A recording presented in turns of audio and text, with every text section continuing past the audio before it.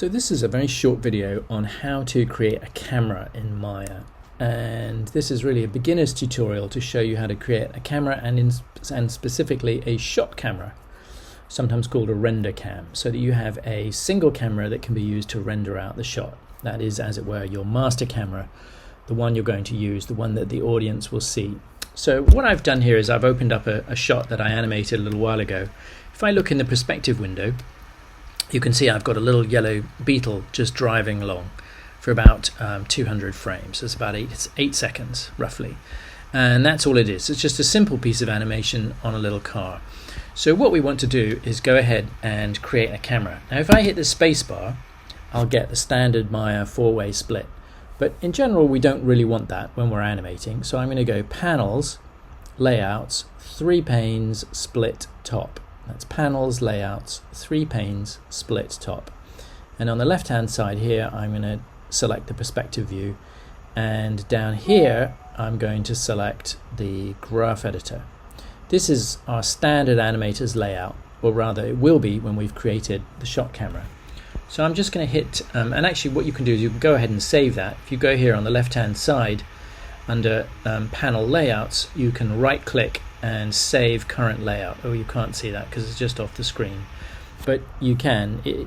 It's there. It says right click, save current layout, and that'll allow you to save it as animation. So what I'm going to go ahead and do now is go create cameras camera, and that's going to create a new camera, and by default Maya will call that camera 1. Now that's not a good name, so let's go ahead and call that shot camera. There's only one shot camera. You can call it render camera if you like. Standard industry naming convention is shot camera. And then I'm going to go Panels, Look Through Selected, and this will take us to the grid at the center of the shot, or in this case the kind of center of the street. And you can see there the car is going to drive past us because the camera is right down there on the ground. So we're looking through the shot camera. What I'm going to do is just kind of zoom out and just kind of set it up so that I can see the car coming along the street there. And then I'm going to set a keyframe on it. S for set. Now I also want to turn on my resolution gate, which is this button here. And if I click on that, I'm going to get my standard 960 by 540 resolution gate. So this is now I kind of know what I'm looking at, and I might just lower that horizon line a bit like that, so I know what I'm going to see through my camera. There's the car. If I drag through the timeline, the car is going to go along like that. Maybe I'll zoom out a little bit more, something like that. And then if by chance you get 640 by 480, which is kind of the standard default resolution for Maya, you can change that by going into your render settings, which we're going to need to find. I'm just going to have to open this up a little bit because it's probably got hidden up here. There we go. There are render settings down there, so you can click on that. That opens up the render settings window, and if you scroll down you'll find renderable cameras, and you always want to render not from the perspective view but from the shot camera. So I'm just going to select that, and then there are various presets here. By default Maya gives you this 640 by 480. That's your grandma's TV. You don't want that one. No one's using that anymore. This is Maya showing its age because it was first invented in the 90s. And I'm going to scroll down to, let's go for HD 720. That's half HD. That's a good the aspect ratio is the same. So I'm just going to close this up, go back here so you can see the whole screen, I hope. There we go. And now that I've got a keyframe set at frame 1, I'm now going to follow the car round. I'm going to go to 199 and set a keyframe at the end there. So there we go. And I'm just going to hit S.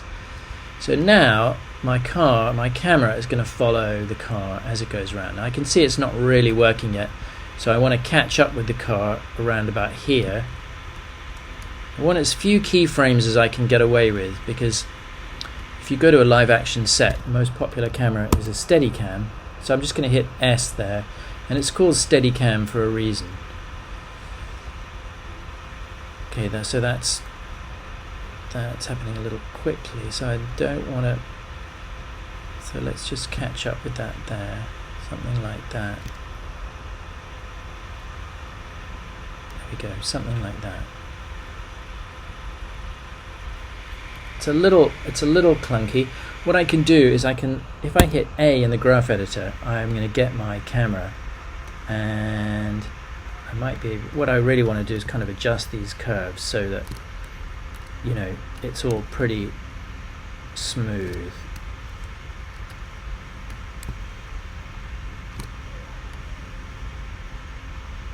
I don't want a lot of bouncing around. Remember, it's Steadicam for a reason.